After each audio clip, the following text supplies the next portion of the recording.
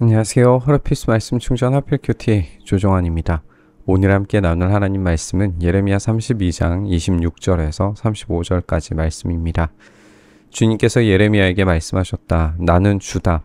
모든 사람을 지은 하나님이다. 내가 할 수 없는 일이 어디 있겠느냐. 나 주가 말한다. 그러므로 보아라. 내가 이 도성을 바벨로니아 사람의 손에 넘겨준다. 바벨로니아 왕 느부갓네살의 손에 넘겨줄 터이니 그가 이 도성을 점령할 것이다. 그러므로 지금 이 도성을 치고 있는 저 바벨로니아 군대가 들어와서 이 도성을 불태워 버릴 것이다. 이 도성 사람들이 지붕으로 올라가서 바알에게 제물을 살라 바치고 다른 신들에게 술 제물을 바쳐서 나를 노하게 하였으니 내가 그 집들을 태워버리겠다. 이전 본문에서 예레미야는 창조의 하나님께서 출애굽시키신 그 은혜를 먼저 언급하면서 하나님께서 심판을 행하시는 것이 확실한 이때에 왜 땅을 매매시키시는지에 대해서 질문을 했습니다. 하나님은 못하실 일이 없으신 분이십니다. 모든 것을 지으신 분께서 할 수 없는 일이 없으시죠. 당연히 그에 대한 대답은 다시 돌아옴을 행하시리라는 약속이어야 합니다. 하지만 하나님께서는 먼저 이스라엘의 문제와 죄에 대해서 지적하시죠. 하나님은 바벨로니아 왕 느부갓네살에게 약속의 땅을 넘겨주실 것이고 그 군대가 쳐들어와서 예루살렘을 불태워버릴 거라고 말씀하십니다. 이 불태움의 이유는 그들의 행위에 대한 대가였고 책임이라는 점이 확인이 되는데 예루살렘 사람들은 지붕에서 바알에게 제물을 살라 바치고 다른 신들에게 술 제물을 바침으로써 하나님을 노엽게 만들었어요. 따라서 그들이 제물을 바침과 마찬가지로 그들의 집을 태워버리시는 거죠. 이 민간에 뿌리 깊이 내려있는 우상숭배는 결코 민간에만 책임이 있지 않음이 밝혀질 겁니다. 그들의 고관, 제사장, 예언자, 왕 할 것 없이 온갖 죄악이 예루살렘 안에서 저질러지고 있었습니다. 이스라엘 백성과 유다 백성은 젊은 시절부터 내가 보기에 악한 일만을 하였다. 참으로 이스라엘 백성은 자기들의 손으로 만든 우상으로 나를 화나게만 하였다. 나 주의 말이다. 진정 이 도성은 사람들이 세울 때부터 오늘날까지 나의 분노와 노여움만을 일으켜 놓았기 때문에 이제는 내가 그것을 내 눈 앞에서 치워버리겠다. 이스라엘 백성과 유다 백성이 왕들이나 고관들이나 제사장들이나 예언자들이나 유다 사람이나 예루살렘 주민이나 가릴 것 없이 모두 온갖 죄악을 저질러서 나를 노하게 하였다. 하나님은 이스라엘 백성과 유다 백성 전체가, 그러니까 이스라엘 후손과 그 자녀들이 젊은 시절부터 악한 일만 했다고 지적하십니다. 그들은 자기들의 손으로 만든 그 우상으로 하나님을 화나게 만들었다라고 그렇게 말씀하시는데요. 이것은 출애굽 당시부터 이미 그들이 금송아지를 만들어서 섬긴 것으로 거슬러 올라가서 지적할 수 있을 겁니다. 하나님은 그들이 약속의 땅을 차지하고 그 영광스러운 도시를 세우던 당시부터 하나님의 분노와 노여움만 키워왔다라고 지적하십니다. 분명히 예루살렘이 다윗의 도성으로 또 솔로몬의 영광스러운 성전을 지었을 때 하나님께서 그들에게 임하셨고 그 영광을 드러내셨어요. 그렇다면 그들의 죄악을 지적하시는 하나님의 마음은 어떤 것이었을까 생각하게 됩니다.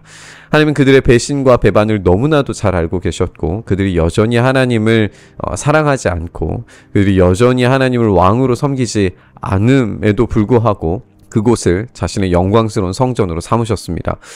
그런데 그런 하나님을 계속해서 더욱 적극적으로 배신하는 이스라엘 사람들은 자신들의 처소마다 곳곳마다 산당을 만들어서 섬기고 있었다라는 점을 우리가 알게 되는 거죠.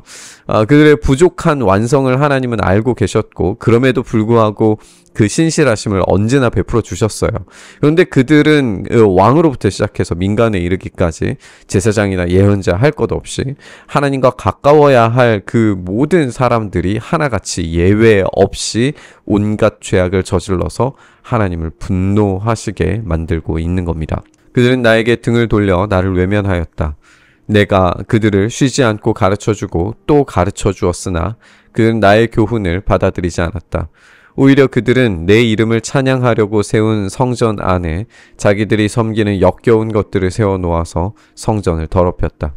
또 그들은 자기들의 아들, 딸들을 불태워 몰렉에게 제물로 바치려고 흰놈의 아들 골짜기에 바알의 산당을 쌓아 놓았는데 나는 절대로 유다 백성을 죄악에 빠뜨리는 이 역겨운 일은 명하지도 않았고 상상조차도 해본 적이 없다. 신실하신 하나님께서는 이스라엘의 배신과 배반에도 하나님께 등을 돌려 외면한 이들을 향해서 진실한 예언자들과 왕들을 보내시고 쉬지 않고 가르치시고 또 가르치셨습니다. 근데 그들은 하나님의 교훈을 도무지 받아들이려고 하지 않았죠. 오히려 하나님을 적극적으로 배신하고 배반합니다. 이 역겨운 것들을 성전 안에 들여다놓고 섬기면서 성전을 더럽혔습니다. 아들, 딸들을 불태워서 이 몰렉에게 제물로 바치는 흰놈의 아들 골짜기를 만들었어요. 하나님 도무지 그러한 일을 생각하시지도 명령하신 적도 없다라고 분명히 밝히시죠.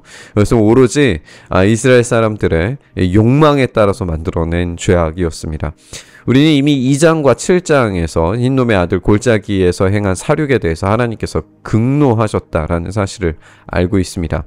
그들은 자신들의 이익과 유익을 위해서 자기 다음 세대들을 절멸시키는 영아살에도 서슴지 않고 버리는 악독한 이들이었다고 설명하고 있습니다.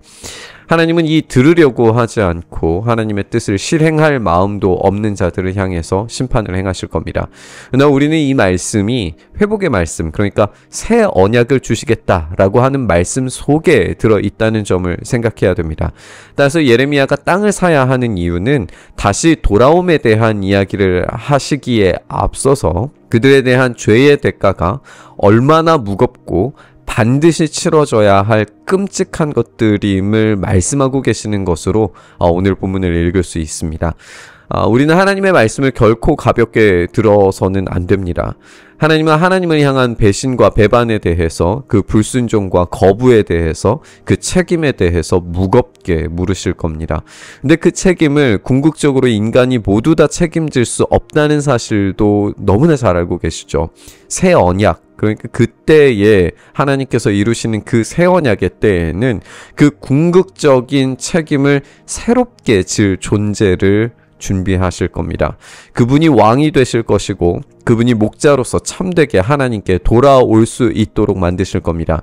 그분이 지실 책임은 유한한 인간이 다 지닐 수 없는 것까지도 지셨고 이제 책임을 넘어서 되돌아오는 자들에게 그 은혜와 사랑을 한없이 부어주실 겁니다. 우리는 마지막 우리 예수님의 식탁에서 새 언약이라 부르시며 우리에게 나누어 주신 그 포도주와 떡의 의미를 이렇게 발견하게 됩니다. 오로지 목장의 통치와 다스리심을 받는 자들에게 이 식탁에 앉아서 주님의 그 음료와 식사를 함께 나누는 자들에게만 은혜는 허용됩니다. 그렇지 않고 광야를 유리하며 또다시 그 다스리심을 거부하는 자들에게 그 효력을 베풀지 않으실 거라는 것도 우리는 기억해야 됩니다. 왜냐하면 그분은 공의와 정의의 하나님이시기 때문에 그렇습니다. 따라서 오늘 우리가 이 말씀 앞에서 정의와 공의의 하나님께서 지적하시는 죄과의 무거움을 인식해야 됩니다. 우리의 참된 왕이 지니신 그 책임 뒤편에 서서 우리 주님께로 되돌아감을 경험할 수 있기를 바랍니다. 그 안에서 우리의 죄와 속박이 풀리고 자유와 만족이 제공된다는 사실을 우리가 기억했으면 좋겠습니다. 오늘도 주님 뒤편에 서기를 선택하면서 묵상의 자리로 나아가시죠. 주님 그 은혜의 뒤편에 서서 주님의 공의와 정의가 주님의 그 십자가 위에 쏟아져 내린 그 무서운 사건을 우리가 기억하면서 우리가 주님 뒤편에 섰을 때야 비로소 이 정의와 공의를 맛보며 그 정의와 공의가 물 흐르듯이 흐르는 주님의 나라를 만날 수 있으며 그 안에서 참된 은혜의 새 언약의 효력을 경험할 수 있다는 사실을 다시 기억합니다. 주님, 우리가 그 새 언약의 놀라운 은혜를 기억하며 오늘 우리의 삶 속에 그 정의와 공의 가운데 살아가기를 간절히 바라며 주님께 매달립니다. 주님, 우리의 삶을 불쌍히 여기셔서 주님의 말씀에 순종케 하시고 주님의 그 다스리심에 우리의 삶이 놓여지게 하시고 주님의 통치 아래 우리가 있게 하셔서 주님 안에서 참된 위로와 만족 누리는 오늘의 삶 되게 하여 주시옵소서. 그 행하시길 소망하며 우리 주님 예수님 이름으로 기도드리옵나이다. 아멘.